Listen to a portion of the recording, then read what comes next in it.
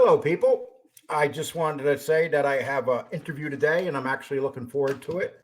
We're going to get to have some um, Joey Gallo conversation. The gentleman and two gentlemen. I got surprised today. I was planning on interviewing one, but I got two for the price of one. So I'm pretty much going to have a good conversation about the Gallos, about them, and I just like to introduce you to Frank DiMatteo and Anthony Deluca, and I'll bring them on right now. Frank, did I say your name correct? It's okay. DiMatteo. It's okay. Because I'm going to get hell anyway. I'm just an Irishman that doesn't know how to say Italian names. It's okay. Americanized, it's DiMatteo. Italian, DiMatteo. You know, it's kind of funny because somebody calls me up the other day and said, whatever you do, don't mess up his name. And he's telling me over and over on the phone how to say it. Yeah, it's okay. It's okay. Well, I'm glad to have you here because, you know, I really didn't know much about you. And that's the great thing about guys like me. You know, my channel's starting to take off and I keep learning more and more. And then guys like you show up and I do research on you and I'm like, wow. You know, it's like when I did Bobby Luisi, same thing. I didn't know much about him. So can you introduce yourself and pretty much tell people, give them the basics of both, if both of you is going to introduce yourself. I know you both grew up in Brooklyn and you were in the neighborhood where Joey Gallo was and Frank Gallo. Is that correct? Joey and Larry and Albert. And Albert. Okay. Yes. Well, basically, I come in the picture because my father in 1959 was met Joey and Larry Gallo. He was a bouncer in the wagon wheel for Tony Bender, and they were looking for some muscle in Brooklyn. They saw my father, met my father, and they brought my father back to Brooklyn with them, and he wound up bodyguarding Larry until Larry passed away. And that's how and as I got older, you know, they were all uncles and family to me, you know, true, you know, being around so much. And then when I got old enough, I just started to be with them. You know, went with our mentor, this guy named Roy Musico, was a guy who mentored all of us. And that's how I wound up in the picture at all. Anthony, next to me, Gumadil, was born on the block and he was there, you know, born on there. And he's been there from day one. And the same situation, grew right into old enough to do errands and then to be active in participating in anything that had to be done in those years that we had, you know, when it was peacetime or wartime. And that's how Anthony he was there well before me. And he, like I said, he grew up there. So he knows a lot more about the block and knows more about Armando the midget and the geographics of the block, of what we owned and what we didn't own, and you know of what happened those I would say 70 to 76, which was our time that we were really involved with everything. So I did a show a couple days ago on Armando. I don't know if you know that. No, I didn't. I got a couple thousand views on it too. You know what it was? I like to bring people up that people don't really remember, that they deserve to be remembered. And exactly. The fact, and you know, we'll get into him in 1 minute. Let me just show a picture. I got a picture of him coming. You know, you got a great website. The pictures you have on your website are phenomenal. I mean, they're pictures that no one sees. I mean, now, were these pictures actually taken by you or people around you? They were taken by people around us, you know, and I just got access to them. The only pictures we took is the personal ones that are in the book. Everything else is from family and friends. There's Joey Armando. There's Joey Armando coming out of the court. And that's when I realized Joey must have been pretty close to Armando. I mean, he's coming out of court. That's the day that they tried to strangle. Was that the day that they? Well, everybody got picked up after that and questioned. Yeah, that could have been the day that they were coming out of court. And would you say now you knew him? What exactly did Armando's? What was he supposed to be doing? Right? Was he just a hanger? What's his function? What was no, it was no hang around. No way. No, was his function. But Anthony knew a lot better than me because he lived with him, so he can explain to you who Okay. Armando was, and let him explain to you who Armando was. Mondo was Joey's man. Loved Joey, did anything for Joey. But Mondo was running all the numbers and the Shylocking and all that stuff there. That's how very, very close they were. So he was a serious guy. Very serious. The guy was a 3-foot guy, but he was a 6-foot man. You know, somebody said to me from that neighborhood, said to me, he had the size, he had balls the size of any 6-foot man. I'm So, telling you you, know, Mondo was a very, very tough man. Even though he was a dwarf, he was a very tough guy. well, and that's what made Joey Gallo different. Joey Gallo didn't judge people by their race. Correct. By, you know, because there's a lot of racism in the mob. You know, we all know this, and and I think that's what really intimidated people about Joey Gallo. Would you say that's correct? I would believe so, yes. And when he got out of prison, and he came back on the street, Yeah. and do you think he had anything to do with the Colombo shooting? Nah, we say I no. really don't think so. We don't But think so. they wanted to blame everything on Joey. Anything that ever happened at that time, they wanted to blame Joey. That was like one of the most mysterious shootings you could think of. I mean, a black guy did it. He got killed. He got killed right away. Correct. So there was never really able to talk about it. It was like the JFK assassination. I mean, Exactly. It's get rid of. So it seems to be a lot behind that was covered up. Oh, yeah. You know, and the fact that Joey Gallo lived all that time with that brain damage is a miracle in itself. Unbelievable. Mm-hmm. Yes. So I want to ask you about the, you know, and when I ask you this question, it's the night Joey Gallo was shot. Where were you guys, and what was it like when you guys first heard that he was just killed? That was a very tough day. That was a very tough night because I remember it like it was yesterday. I was in the club that night, and the car pulled up, and it was Joey and Pete the Greek. Got out of the car and came in the club and says, Goombadil, where is everybody? I says, they just left up to go to Smith Street. They be right back. He says, okay. He says, I'm going out. He says, we're going to the Copa. He says, come over here, give me a kiss. I gave him a kiss. They left.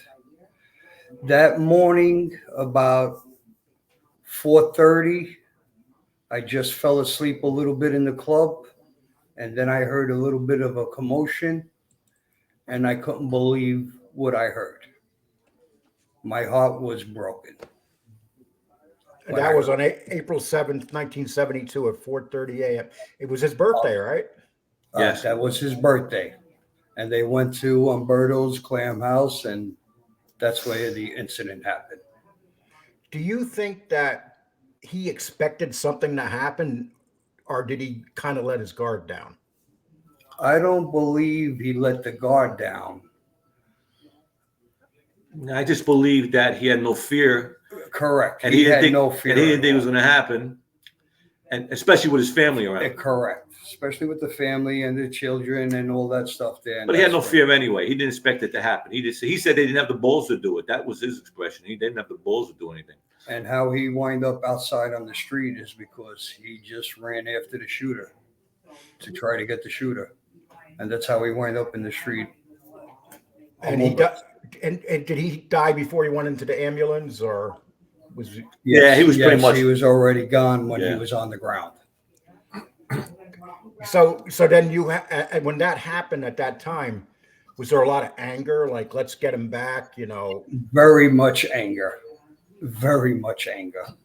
But, you know, you have to keep your cool. But it was very, very much anger. Yeah, we had to find out who, what, where, and how. It was a shock.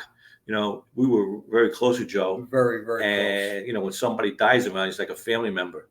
You know, so you had to, and don't forget, we're younger. So, you know, I called you, wait for the big boys to to get together and But find me, everything out. but me myself, Mhm. I grew up on the block all my life, and they were my family.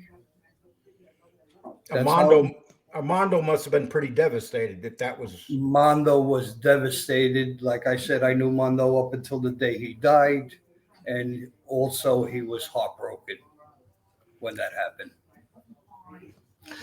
When you were with Joey those days, you were Joey. It was not a joke. I mean, Joey was loved. You don't stay with. It wasn't just you want to be a wise guy or something like that.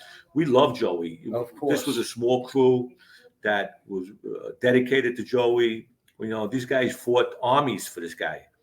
So you better have some passion over here.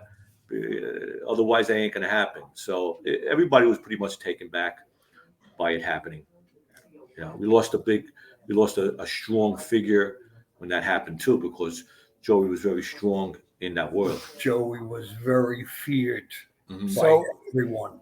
so would you say the hit basically was to take the head off the stake? Of course.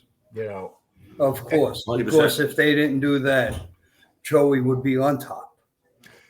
And was Larry capable of picking up that slack? Or Larry passed away was already. gone already. Larry's passed gone away. 4 years. Larry passed away of cancer in 1968. Stomach Wow. cancer. Yeah, And so once he got shot, once he died, I mean, who took over? Albert, his brother Albert the was. blast. And, The blast. and was Albert capable like Joey, or I mean, did they feel like he was capable, or? I would say two different animals. Albert was a very professor. He was a professor. He was very educated, college, graduated. He wasn't a warmonger. You know what I Correct. mean? It would have been a whole. You took the head off. It changed the whole situation. They weren't feared. Albert wasn't feared. His crew was feared, but Albert wasn't feared. And when that war started, all of a sudden, a lot of Gallo's people started getting killed. Would you say that? 3-4 a day Yeah, a lot of guys got when the killed war doing was that, going on. or shot, or hurt. And how many men did he actually have at that time, at his highest peak? 30, 40 guys at that time. We had about 47 altogether. They had that many. Wow. Yeah. And was it true that he also had African Americans as part of his crew? They were a part of the crew, but they were friends. So they would help him if he asked. Correct. Of course. Right. But we had black guys with us well before Joey went to jail and met Nicky Barnes. We used to do numbers in Brownsville, East New York, We used to Shylock. Shylock. So we were always intermingled in the Shylock business with them. So it didn't happen after Joey went to jail or came out. So it's like usual. It wasn't like that Hollywood thing where they show Joey in jail. He's getting close to the blacks, and all of a sudden, everybody's getting angry because he's bringing them out. I mean, that's how the movie showed it. Yeah, of course. You can't Right. believe the movie. Nobody, Of course not. There was a relationship well before that. Right. Now, did you guys both work together as drivers and stuff during? Because I know you've been arrested 11 times. Yes. And how about you? How many have you been arrested? I've been arrested a few times. Yes, I've been. For racketeering, number running, Shylock, and everything. And would you say that you guys were pretty much lucky? I If mean, you you wanna were say arrested no. 11. You beat every case. Yes. So how did you beat the cases? Did you just have a damn good lawyer, or they had weak cases? Good. You have good lawyers. Good lawyers, weak cases, and you don't get scared. You hold out to the end, and it helps a lot. And so you guys were actually involved. Did you actually participate in the robbery, or did you drive? That's participation, I understand. But I mean, were you just a driver, or not just a driver, a driver? Listen, we did nothing illegal because we have no passes over here. Right. We were there. We know who did what did what. But for us personally, we can't admit to doing anything illegal. So Right. Understood. except for what we got arrested for, then you can accept that. I mean, I got arrested for drugs. I can say, I sold drugs. I got arrested, and I beat the case. Anthony ran all the numbers down there for many, many years. You got arrested for it. You can say you can say it, but anything else, we won't admit to. Anthony, do you live in the neighborhood still? No, now I moved to Florida. What? It seems like a lot of guys do that. A lot of guys do that. They move the neighborhood down there. changed. The neighborhood changed so much and everything. And if you didn't own anything down there, the buildings right now are like 7 million where we are. The rents are 4,000 or 5,000 a month. So what happened was they chased everyone away. And you made and I read a statement that you made, Frank, saying that you're pretty comfortable living around the yuppies compared to the old days. Yeah, they don't bother me. I mean, they're very inquisitive. You know, they're harmless in a lot of ways. I mean, it's annoying being in your own neighborhood and them telling you stories about the neighborhood when you know better. But you know, I just sit and listen. If they got to be corrected, I correct them. Otherwise, I don't give a shit. They can say anything they want as long as they don't say something about me or somebody close to me. You know, they drink and act like asses just like anybody else. Listen, they came with the money and they bought the place out. They're paying through their noses. God bless them. Correct. You know, it's amazing. Imagine how much real estate you would have bought back then if you knew this was going to happen. God.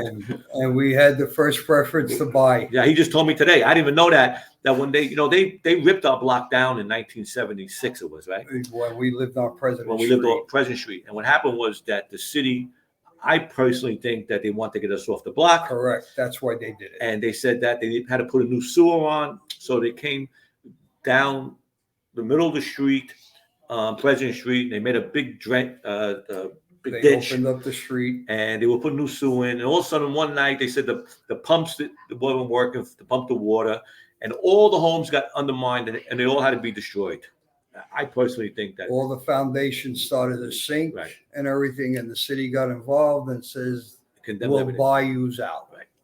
And that whoever owned the houses on President Street got bought out and had first preference of the new buildings that would build up if they wanted to purchase them at the time. And at that time, we didn't purchase them, and they only went for $64,000, and we never purchased those buildings. How much did they buy you out for, if I may ask? Well, at the time, it was only a couple of $100,000 that they gave you to get out because of the buildings were, first of all, they were over 100 years old. The foundations all started cracking and coming down. And you didn't have a choice. So you had no choice. So that's a great thing, though. If you say you live in a parent's house or stuff like that. That's right. And if you didn't own a building and you just rented an apartment, they paid you $6,000 to move out because they wanted the block empty so they could knock down all the houses. Don't forget, we had a whole block. The Gallos owned the whole block almost. My family had the whole block. His family had the whole block. And we had 5 clubs on the block. We had everything. So they wanted us out. We had a stronghold down there. It was pretty much like a fort. And while that was going on, all we did was move up one block.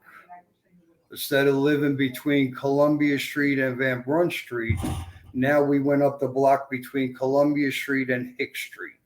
We had a couple of clubs, a couple of candy stores, with all the pinball machines, taking numbers at the time. So I'm getting the feelings the Gallos were smart businessmen. Very smart. Because smart businessmen. So what did they just start buying stuff up at a certain point, or did they own it already?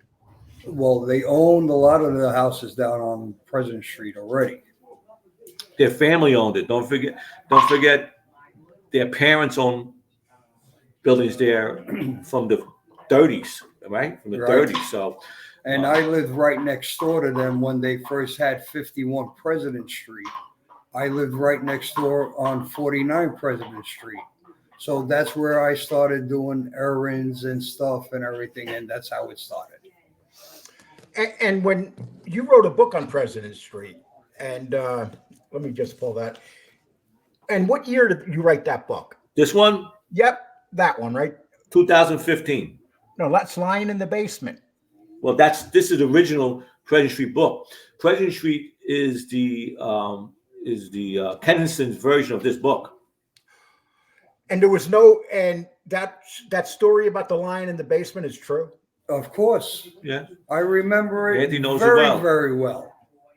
When Cleo was a little pup and everything, and Mondo used to have the club with the store where he used to take the numbers. He had the pool. He had all the games inside. He had the jukebox. And downstairs in the cellar is where they used to keep the lion at the time. The lion was a cub at the time, and Mondo used to come and walk it up and down President Street at the time. And everyone knew, everyone used to come out. They took pictures, everything. A midget and a lion on President Street. How could you miss that picture? That's right. I remember it very, very well. You know, nowadays people be having their phones out and filming it, and it will go viral. Of course. We wish we had more pictures at that time. We didn't take pictures. That would have been a great picture. Sure. There's that one picture that we caught for the cover of the book, which was given to us by the guy in the candy store next to the Parnell store. Next to the Parnell store on Union Street. Yep. They gave me the Joe. Joe. His name was Joe. They gave us the picture. Yeah. They had it hanging on their wall for 40 years, and they gave me that picture for the book for the cover. Well, I'm just going to put up the book real quick, and it's Yes. President Street Boys Growing Up Mafia. And what year did you write this book? 2015. The Lion and Basement and President Street Boys, the same book.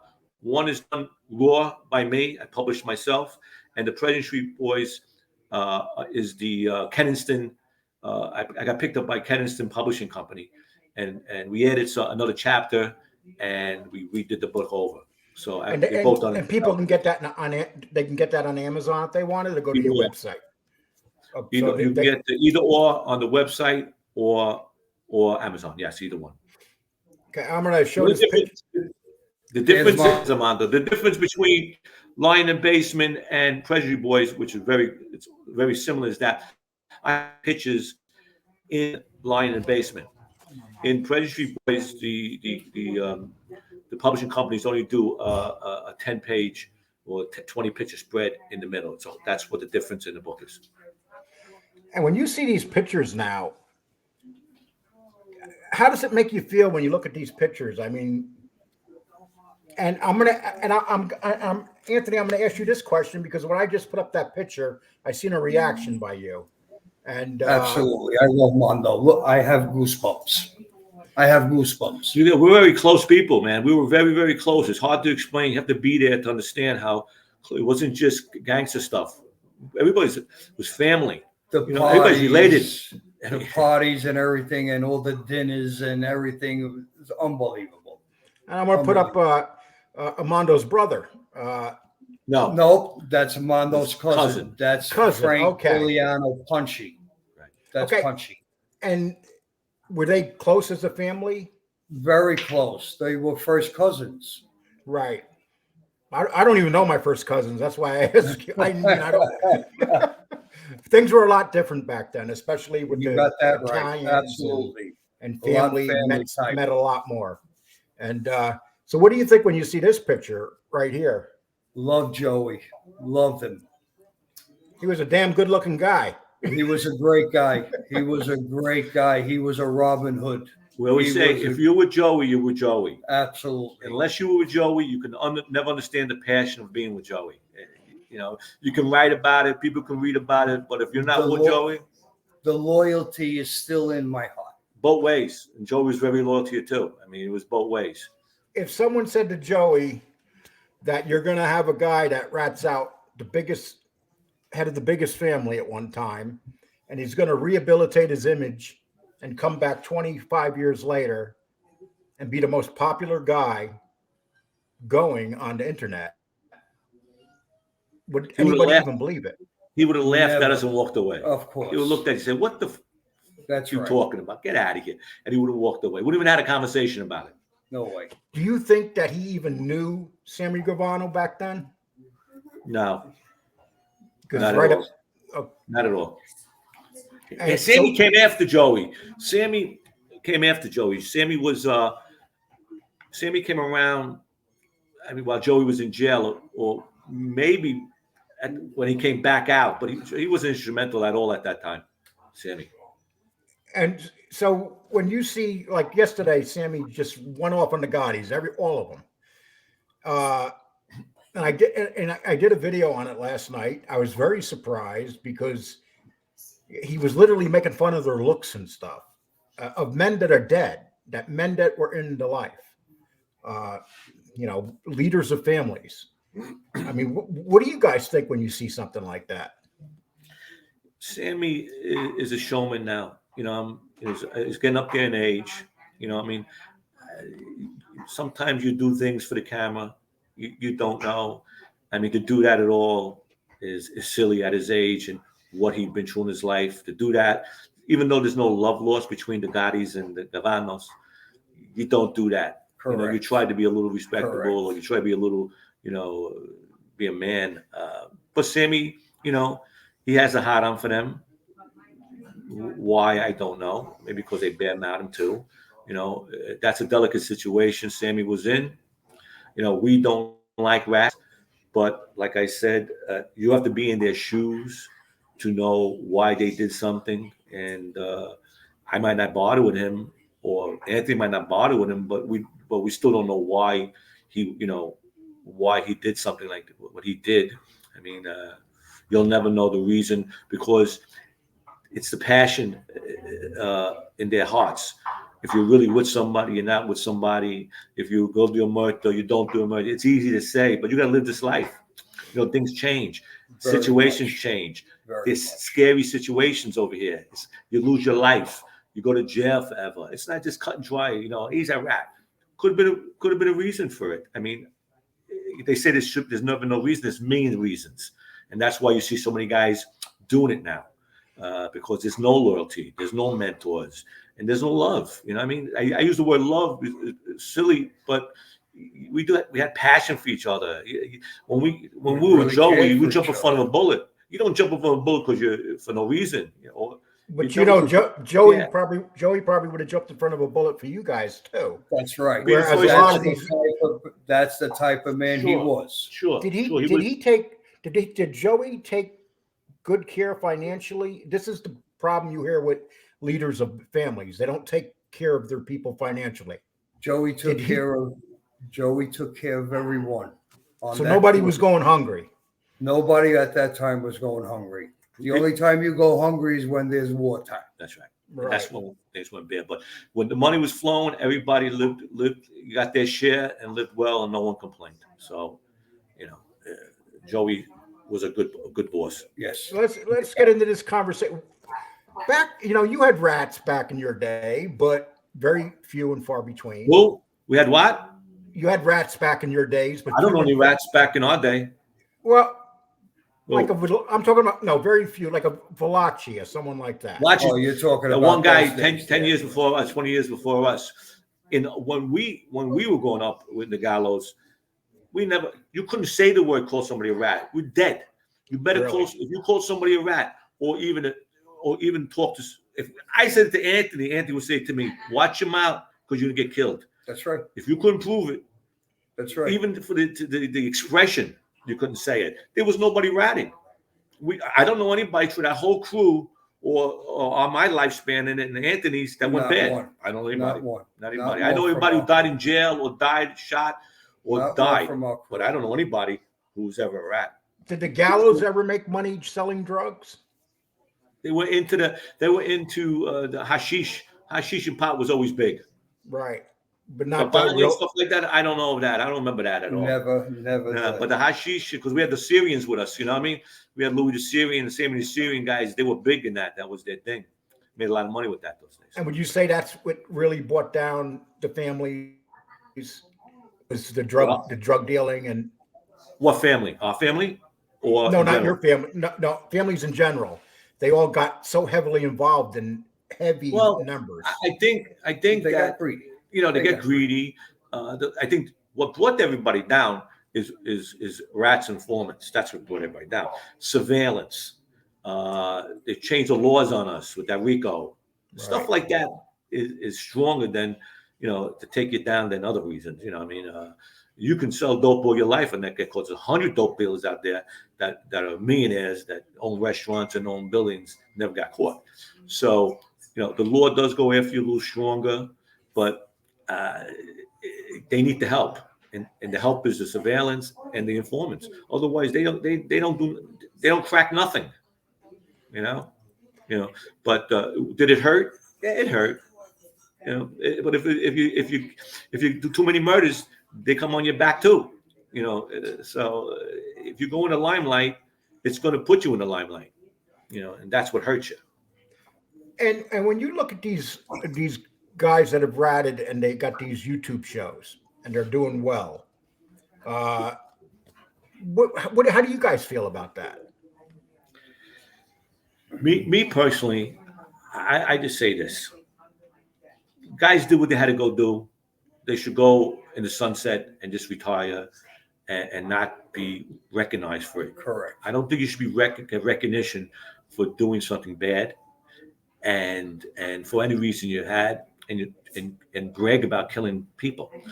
These people are mothers and fathers, sisters, brothers, aunts and uncles, cousins. So, to be that flamboyant in any one of these guys is to keep on, bragging about bad things you did is, I don't think is right. I think they did what they had to do and they should just go away. You know what I mean? Live your life. You got a break. That's why you did this. That's why you became a informant or rat, is to stay out of jail and whatever you had to do. You should just go away and not be celebrities for it. But the public, you got to understand too. The only way that yourself and all the other guys on TV have all these platforms is because of the rats and informants, because no one's talking. Yeah. Me and Anthony could talk because we walked away many years ago. We never saw a cop in our life. After we walked away, we can't hurt nobody, and we tell stories that are more fun and a historical story. So we don't have to worry about we didn't have to worry about doing anything. What do you call it? Being a witness program and then coming out and getting a pass. We don't have that. So we can go around and tell fun stories and stuff like that. Correct. These guys, they get a pass and they can, say things that you shouldn't say. But they did what they had to do. I mean, the public loves it. That's why they got all these, they get the platform, and it makes it interesting. It sells books, it sells stuff, and it is what it is. I just say you don't know because you're not in their shoes. Do we condone it? 100% no condone it. We don't condone it at all. We still don't think you should be talking about it, even if you broke the murder. Correct. Correct. You still don't supposed to be.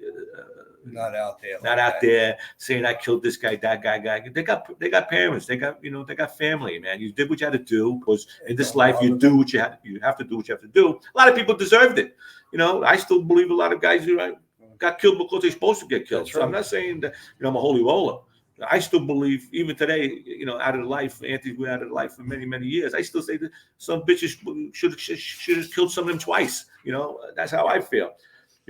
But to go around and brag about it, no. I mean, even if we got to pass me and Anthony, I don't think we'd be sitting up here talking about if we did anything like that. I think we would do there's other interesting stories that we can, which we do, in the books that people can see how a crew was run and how these guys were characters. And instead of me and Anthony telling them about some kid we had to whack because he did something wrong. And meanwhile, the mother, father, brother, sisters, aunts, and uncles are there looking at us like we're fucking animals, which they should. So I would never do that anyway, because I don't have the face to do that, but they do that. Yeah.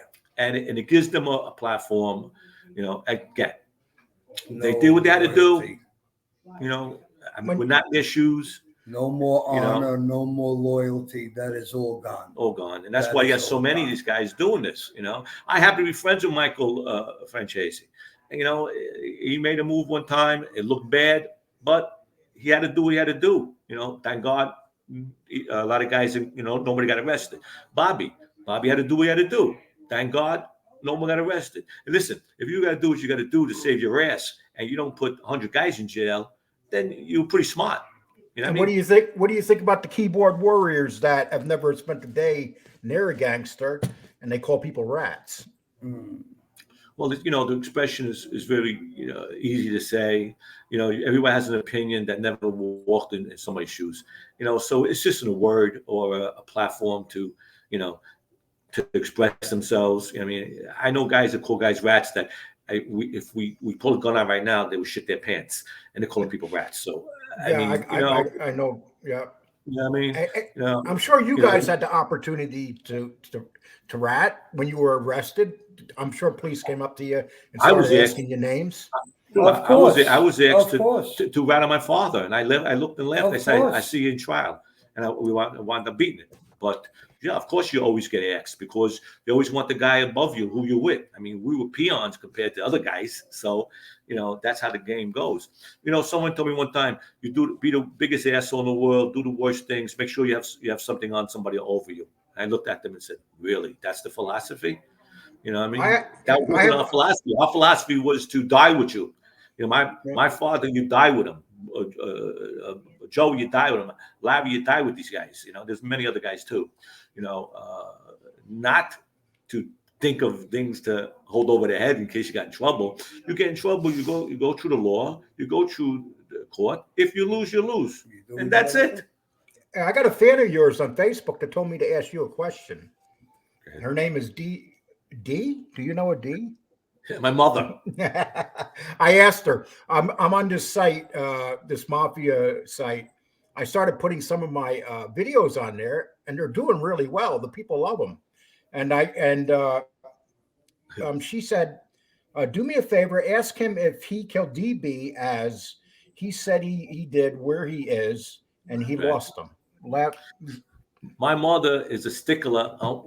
DB was very, very, very good friends with us. He was my father's partner in the porno business. DB was You're at our talking house about D. I'm sorry, you're talking about DB that was killed by by Sammy Gavano. Sammy Gavano. Yeah, Okay. DiBanano. Yeah. So what happened was DB was at our house the day he got killed. Came in the morning to speak to my father. My father was in jail, and they call work release, and they would be able to make phone calls.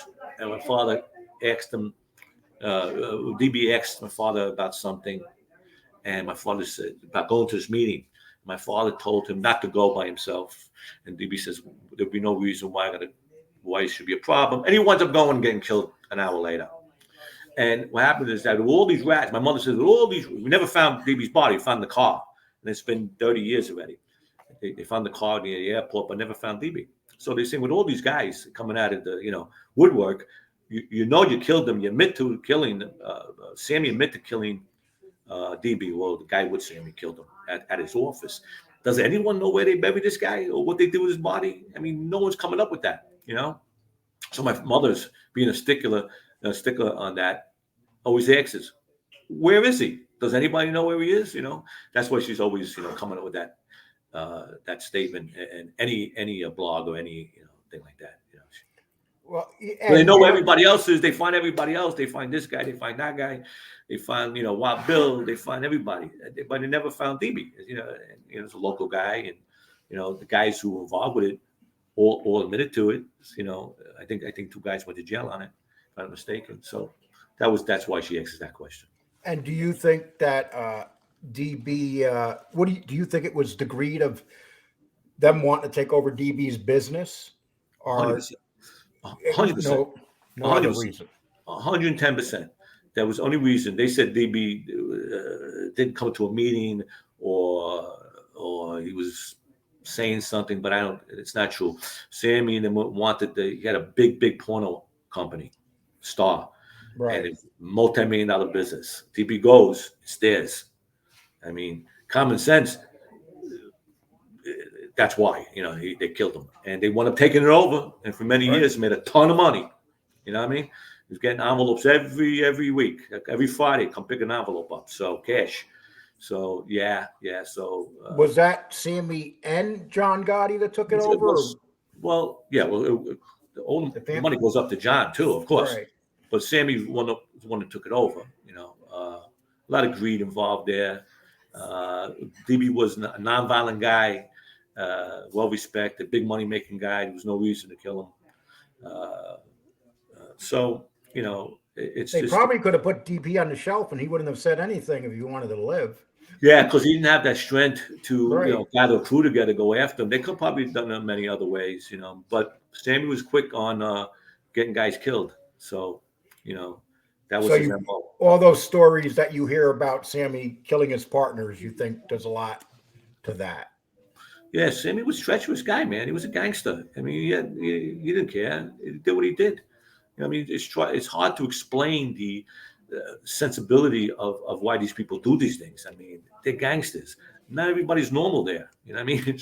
They're going to do things that are not normal.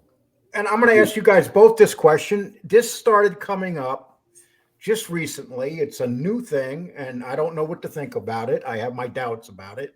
But now they're trying to say that Sammy lied and John Gotti wasn't at the scene the night Castellano was killed by Stark's Steakhouse. That's like the new scenario they're coming out with. What do you guys think?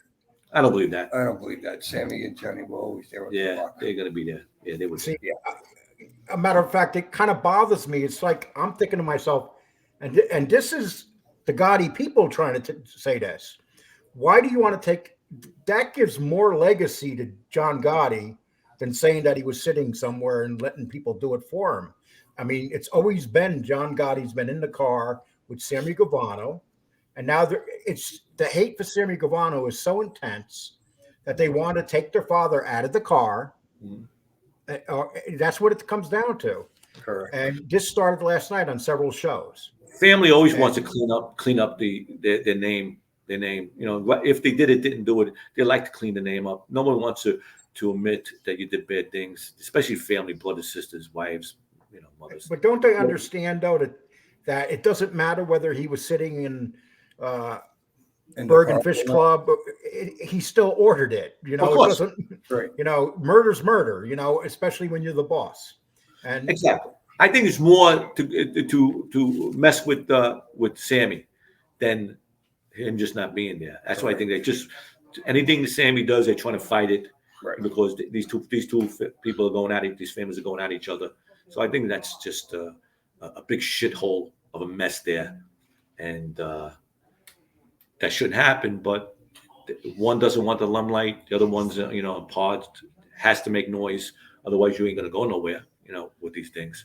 So and these podcasters are being guided by family members to say these things. And when I first heard it, I was like, first of all, why do you want to take that away from your father? It makes him his legacy that much more that he's in a car where his boss is getting where the family boss is getting hit. Family don't think that way. Family don't think. They try to clean their reputation up. They don't. A lot of them don't. Want to promote it. Just like what's her name? Deidre, Al Capone's niece. Right. Deidre, I forgot her last name. Capone, whatever it is. She wrote the book, My Uncle Al. It's the most cleanest book in the world. He did nothing because she just wants to take his reputation and clean it up as much as possible. That's family. It does that. It doesn't want to. Some families don't want to proud about things, and that's what they do. They just take them out of the equation and think that they're not as ruthless or people don't think it's bad about them. And Anthony, would you, if you had to say whether John Gotti was at that scene, what would you say? Yes. I say he was there. Yes. I say he was there. Yeah. And then they made a ridiculous statement. It was like one of the podcasters said, well, he wouldn't have done it because everybody would have recognized him. Nobody knew who John Gotti was before that hit.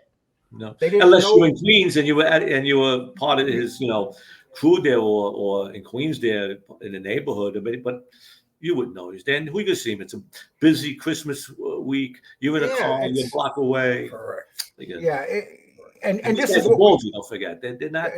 They're ballsy guys, So yeah, I mean, it's like a thing you want to watch. John Gotti was a control freak. That's why he was the boss. Yeah. Most bosses are control freaks. Yeah. If And you he- become a head of a family, that means you're a badass. Whether people 100%. want to hear, you know, And I'm he sure didn't like Joe. Paulie. And don't Huh? forget, he didn't like Paulie Castellano. He didn't like him at all. No. Most At of his all. men didn't. You know, he No. was sitting in that big house getting all that money. You Yeah. know, and Yeah. and And then there was other things involved. You know, when he got that pinch with Quack Quack Angelo, and those tapes had to come up. They knew that, you know, John knew that his whole crew was in trouble. You know, potentially getting killed for dealing drugs. So John had to make that move. Otherwise, they're gonna be dead. So John made the right move for him and his crew in his world. So, do you guys ever watch any of these podcasts? I watch Michael. I just watch a few of them. Yeah, with I Sammy watch and Michael. everything. Michael's an interesting guy. But Very I just interesting. I just can't believe that how they come out and they just blur everything out and everything. It bothers me. Yeah. When I see things like that, it bothers me. So that's why I don't even look at them. And what did you think of that sit down between Sammy and And Michael? I think Michael was definitely more cooler in it. I thought he was more educated in it. Sammy still got that little hot head in Yeah, him. he He didn't still come like off- that. Still want to jump on you and all that stuff Yeah, there. It wasn't a good Michael's more presentation. calm, you know. Let's reasonable. Let's talk. Speaks well, you know.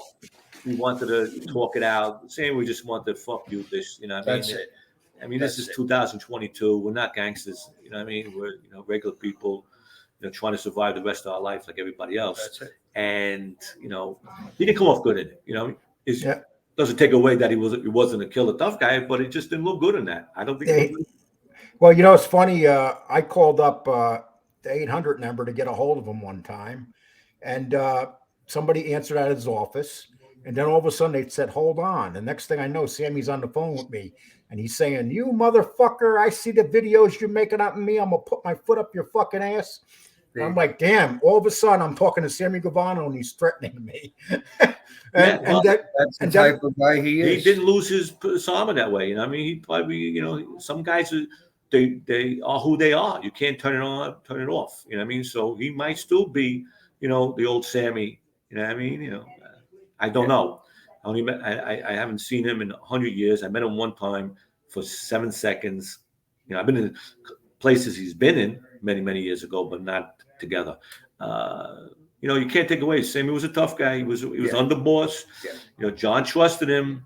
You know, he was no joke. You know, why he did the things he did, only Sammy knows. You know what I mean?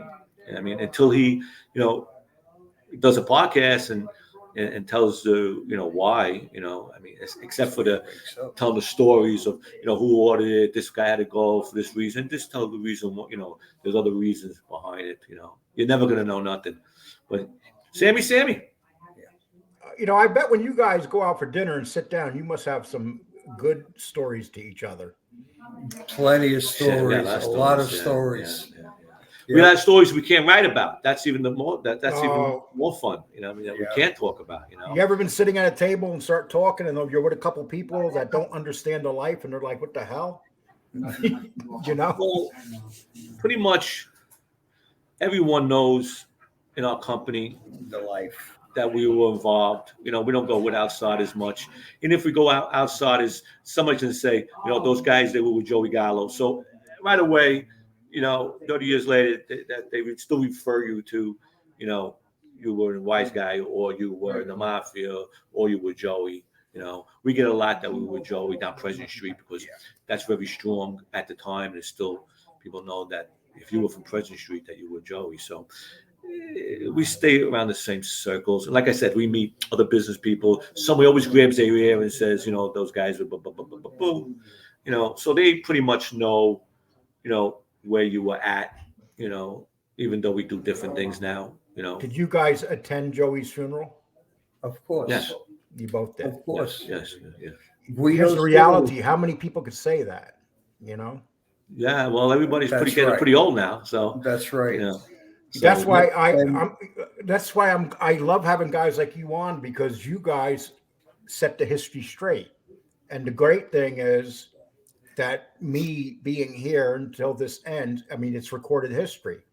I said to my son, I asked my son, hey, listen, if your dad drops dead tomorrow, you want to take over? He goes, Dad, I don't want to be near that shit.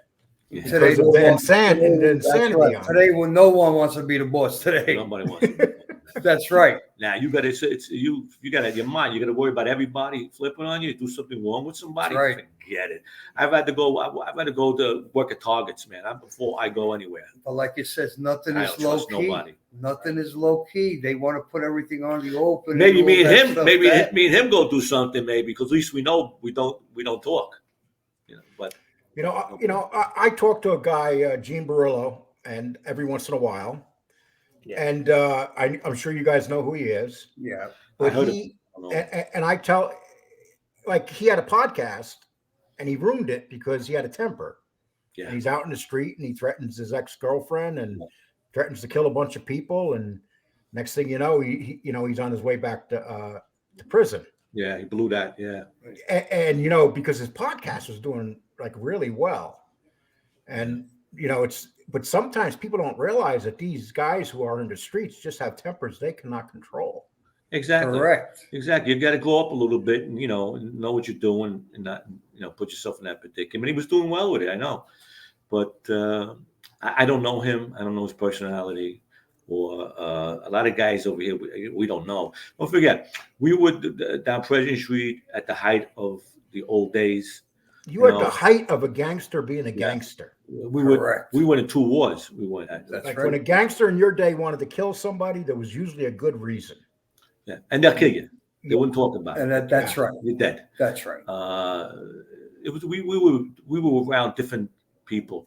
They were. I don't know that crew. Between the what's his name guys, Carmine Persico's guys. Maybe we might not like them, but they were tough guys. Yeah, they were tough guys. You know what I mean? Because don't forget, they were all one family. Yeah. Back and forth. Who was with who? Who was with them? Right. That was with you, Joey. That's right. Then they went back to Carmine, and then it was a crazy days. But they all were at one time together. One big crew. Well, guys, go to 1972, and if you guys had to say, who was that one person that was most feared on the streets of Brooklyn, who would you say? Joey.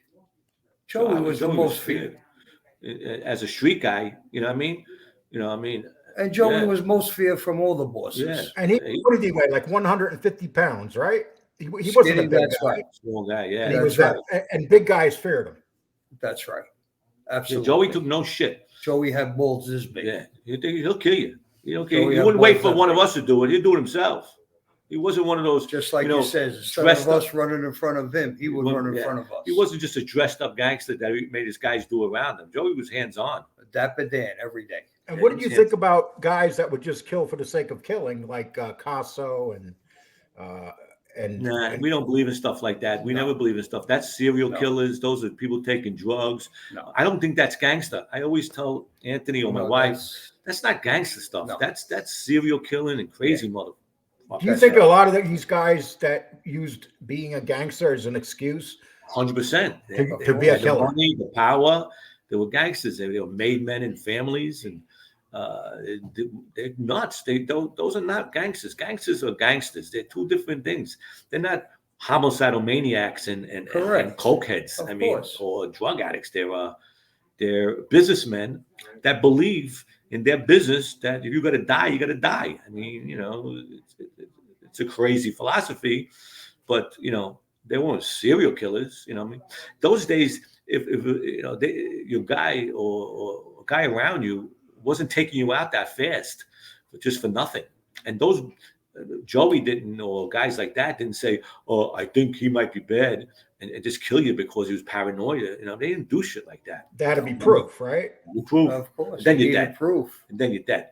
But they don't take you out just for no reason. Those guys in Philly took guys out, their nephews, their cousins. What's his name? And what else? Gas pipe took guys out for no reason. I mean, they killed a lot of good guys that were, loyal and good because of paranoia. You know what I mean? And as the years went on and we got up into the 80s and 90s, they started taking out civilians. More and more civilians were getting killed. Whereas I don't think you would ever see that in the 60s and 70s. Never. We don't see that at all. But I don't remember too many civilians getting killed in the 90s, stuff like that. Yeah, they had something to do with it. I'm not saying they were involved, but there was something to do with it. They weren't just going into there was accidents happening because people get wild with guns and shooting, but they weren't just targeting civilians for no reason. No. You know what I mean? Well, there's a story of Spiro fighting with Casso, and it's over a lawyer, so Spiro just killed him. I mean, I heard that story too. I don't know how true it is. Yeah, I don't know. You know, I mean, a lot of I know the guy's name and everything. I mean, he definitely killed him. There was some, yeah, but he had something to do with them. Yeah, he did. Yes, that's what I'm saying. Yeah, so that wasn't just randomly walk down the street. Hey, I like that guy and shoot him in the face. No, it wasn't that. It was something to do. It wasn't right, but I'm just saying. But it wasn't just there was guys that randomly did something because they were nuts and shot somebody. I think Tommy D shot somebody for no reason, just to show that he was crazy, a tough guy. That's sick. That was sick. I mean, that's not gangster. That's that's something wrong with you. When you talk about Tommy D, you're talking about Tommy D. Simone. Yes. Yeah. Okay. Tommy did something like that one time. And that stopped him from being made because he was out of control and killing Billy Bats, I'm guessing. There you go. Yeah, you can't kill a mad guy. No, it's not going to happen. And that's the thing.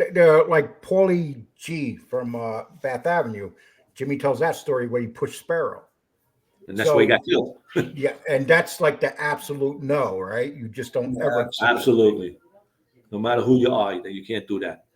So if you're arguing with Joey Gallo, you better not touch him. That's right. That's right. You're dead. Why do I get the feeling if you're arguing with Joey Gallo, you're not going to come out on top usually? No. So no. Hey, no. hey guys, maybe not even walking out. No, maybe not even walk out of the place. You don't know because you get killed right where you are, right in your own place. It doesn't matter where you are. It's if it's going to come, it's going to come. Those days, it didn't matter. You're going to react, and it's going to happen. I don't know about today because like I said, we've gone 20 years, man. You can't trust anyone. I don't trust nobody. We don't trust nobody. There's no mentors. Who's teaching these people? There's no more loyalty, no more. Like I said, it's like no more honor, no more. It's like loyalty. the world. It's like the world went crazy. Everything went crazy. Correct. And that's where we are now. That's right. But I'd like to ask you this. We've got a couple minutes left. And first of all, I want to really say thank you to you guys. I love talking this stuff. Thank you. You guys are the type of guy I would really like to sit down and just hang out at an Italian restaurant and just bullshit. But That's you right. know, and then we could talk. I love history. Like when you got to sit down with a history buff. When I got to sit down with guys like you and just touch, get the tip of the iceberg. I feel like when I'm done, like I did a lousy job, and then people like with Luisi. And then when people say it, they go, "Wow, you asked him questions you never been asked before." That's what I try to do. That's why I try to touch into the actual street life. It's not. I didn't want to say, "Oh, so what are you doing? Where do you guys live now?" People don't want to hear that. They want to hear about these guys, sure, and their history. It's who we know. That's right. It's who we know. The other guys interview with those guys, they are putting themselves out for. They did this, and that. We tell a story of an interesting crew of guys, Joey and the crew. That's what if you read the book is about the crew, what they did, what they didn't do. We had some crew. We had some crew. They were characters, nicknames. I touched on a few killings, but that wasn't what we wrote about. We wrote about how this thing functioned and what they did every day in between and stuff like that. Well, here's a question: if Joey doesn't die that night, what happens? We're on top. I think Joey had a good chance of moving up the ladder. Definitely, if he would have got some support from some other captains and stuff like that. Like I said, he was very feared. Yeah, he was very feared. So they all had to get together and do what they had to do. So because if they didn't do that, Joe would be number one. Yeah. Well, I'm a bit. I always loved the idea of Joey Gallo. I love matter of fact, who was it? Richard Widmark that kind of took the Joey Gallo character and played him in the movie. Yeah. I mean, that was a fantastic movie. It probably made him look crazier than he was. But correct. It's when you make did Richard Widmark say Richard? He's got the name of Joey Gallo, Crazy Joe Gallo. But believe me, if you knew him, He was a great guy. And That smart. was very, very smart. Great guy. Like I said, he was a Robin Hood. Always came, Gumbadeal, you have money in your pocket? Let me see. I want to see. Before you know it, go put this in your pocket. Guys I like don't us know were if I was lucky. gonna- Guys like Really, us were lucky because That's right. we're our age and we've seen, and this is what I try to tell these young people. We've seen a different life and now we see this life. We're Correct. lucky. I mean, not many people can Very say lucky. We're lucky we survived it. that. Yeah. And that's what we still talk about, and we still go out to dinner, and we still enjoy. And that's exactly like we say, we're alive. I worked in Times Square in 1979 and 1980, right in the middle of Times Square, where the theaters were and everything. Yep. And people have no idea what Times Square was like back then. It was. I was war. delivering this. We were delivering the school School magazines. Screw magazines. magazines. Stores. Yeah. Thousands of copies we were delivering to Yep. Show World, All those Show newsstands Palace, all those everywhere. newsstands. We were delivering for years all the porno papers. That's what we Yeah, did. and you remember how bad that area was. You had Show World at the Very- end oh, there, yeah. and Yeah. then the Port Oh, yeah. Authority was a Port war Authority. zone. Yeah. Yep. Yeah. Now it's a big corporate. Yeah. You know, it's Right. kind of sad. As bad as it was, it's kind of sad that that's not there no more. Everything Dude, changed. everything. Brooklyn changed. Everything's gone. Yep. Everything's gone as we know it as kids, and there's people older than us. They must really be scared, shocked because everything we know is gone. You know, when I left New York, last time I was in New York was 2001, and I was living down by Sheepshead Bay, right off Bragg, and that area now, from what I told, is nothing like when I lived there back All then. Russian. All Russian. Oh, yep. And it's a shame because I have no desire to go back to New York, Correct. not to even visit, because Yep. to me it's sad. You go back and you're like, you remember the one way it existed, and That's now right. it's like, why would I want to see it now? Yeah. And that's how we feel like every day as we go on President Street. Yeah. It it's just gone. comes right back, the feeling like you said. These guys make fun of me. They think I'm a Texan. Do I sound like a damn Texan? You know, and it's just like they're like, oh, he doesn't know nothing No, about not at all. Not They a, go, he doesn't know No, nothing about not New at York, and I laugh. I'm like, I literally grew up in Yonkers and Brooklyn. That's as New York as you can get. You know, Yep. Yonkers is part of the Bronx. That's Yonkers right. is a pretty rough area too. that's right. And, Sure. people don't That's right. realize that. Yeah. And you know, Getty Square Yonkers in was a good Yonkers. part of the Bronx. Yeah, That's well, right. unless you were in Getty Square or School then you're Street. in the You know, hood. certain- Yeah. You know, we're There's certain always a areas. hood somewhere. You know, Hood, that. there's a hood Lot- everywhere you go. But you had a lot of gangsters living in Yonkers. Yeah. You know, that worked in Brooklyn. I mean, it's huge Italian. Back when I was there, it was a huge Italian neighborhood in Yonkers. Yeah. A lot of guys from Brooklyn lived on Long Island, lived in Jersey, lived upstate. A lot of guys did. Yeah, They Utica, were New really York. from- See, They were really from the Utica, New neighborhood, York. and then they branched out. Correct. so guys, what are you guys doing before I close this out? So, what are you guys doing? Anything? Yeah. We're gonna have 2 doers and waters now. We're gonna drink a couple drinks. He's laughing already. Then we're gonna get off here and tell some. Say, we didn't tell them the real stories. That's right. We're laughing, When we go joke. to dinner. Yeah, When we're we go laughing, to joke, dinner. and then we're gonna take some sun. Well, the then most important thing is I hope you guys think I asked you good questions. You know, that was fine. You did Yes. great. I Loved don't. it. I feel at home when I'm talking to people my age, Correct. especially New Yorkers my age, because of the fact that I hate to tell the son of a bitch is under 40 years old. You don't know shit about New York. Ain't that Weren't- right? You know, you could talk there and say all the things you want. You don't know Correct. Brooklyn. You don't know the Bronx. I worked on East Tremont Avenue back in the day. You know, there's areas that I worked that people wouldn't even dare work now. Of Exactly. course. You know, and they'll say, "Oh, he's from Texas." No, I worked on East No. Tremont too. See, there you go. Yeah, That's exactly. right. Yeah. Everything changed, man. Everything changed. But guys, I want to thank you so much, man. I really Thank you. appreciate Thank you. Thank it. you. And you guys Thank take care of yourself. And I'm going to put this out tomorrow. Okay. I'll put this video down tomorrow, so please look for it. And I'm You'll not send- going to. You send me the link Yeah, of course. because Yeah. we don't know how to do that stuff. We don't know the gangster stuff we know how to do. We I don't know how can't to even. do it. I can't even believe that I'm somewhat successful at this because I wasn't a computer guy. You know, I just started. No, Kept like you coming in said, here. we're all the same age and everything. We only learned on typewriters. Yeah. Yeah. That's what we had. Hey, look at me. It took us 5 days to get this on so we can look at you. 5 days I was cursing. Yeah, when I first went to Times Square, I was sleeping in the basement of a pizza parlor and working 90 hours a week. You know, you can't even think about that now. That's You know, right. you can't even work off the books anymore. Of course. See, Those days are gone. We wouldn't have done that. We would have been hoodlums. We wouldn't have done that. Believe me, I did some hoodlum. Yeah, I did my fair share. Believe me, I wish I could say that I didn't. We all But you know did. what? I wouldn't change it for anything because Me too. it was an Me too. exciting part of my life, and I'm sure it was a part of your life. Great. Sure, we're still proud of being with Joey. Of course. I glean with pride being with Joey. I'll always in my heart be again. I'm jealous that you were with Joey. Yeah, I wish that I lived in that neighborhood. yeah. You know, I worked on It was a great neighborhood. It was It was great. really good. It was great. Yeah. When I got married, my first marriage, I worked at Scaturo's on 11th Avenue in Brooklyn, Oh, and yeah. it's still there.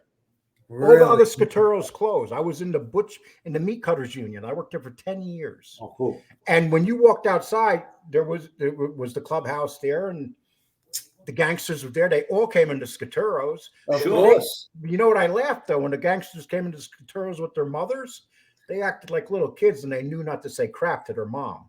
Definitely. And their When mom- you get downtown Brooklyn at the time, you had 5 families there. Every other block, there was either Yes, a bar, a club. There was a Gambino, Correct.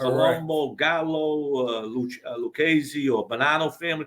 Every other block, that whole downtown Brooklyn, South Brooklyn, was full with clubs and Down with and Red bars, Hook and Red everything. Hook and stuff like Of that. course. So it was a heavily Italian neighborhood, you know, and gangster up the ass, man. and they treated everybody good. You know, Everybody would unless you had a respect reason not to be treated good. And everybody that's intermingled.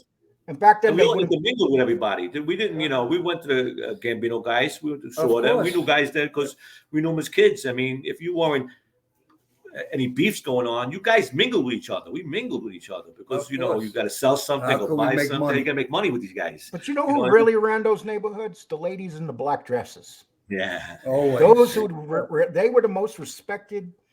You know, you don't see that no more. But back No then, more. they That's were all the gone. most respected. They would have the doors open for them, even if you didn't know That's that right. woman. You would see That that is black correct. dress, and that black dress was respect because you didn't That's know it. who If their they were son carrying a was. package and somebody saw with young guys and the older guys would say, Always go took the get that baggage off that woman. Definitely. Yeah, Yeah. man. Because We'll you never kick your knew. ass if you don't do it. Yeah, you never knew who that mother was mourning. It could have Correct. been- There you go. And Could have then been 10 minutes later, they tell you go get a gun. Well, guys, I enjoyed this, man. Thank you Thank you so very much. much. And you guys take Thank care you. of yourself. Thank you. Okay, goodbye, guys. Bye You bye. got it.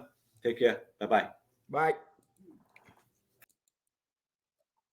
I love interviews like that, people, because those are guys that live the life, understand the life, and we're talking about Joey Gallo.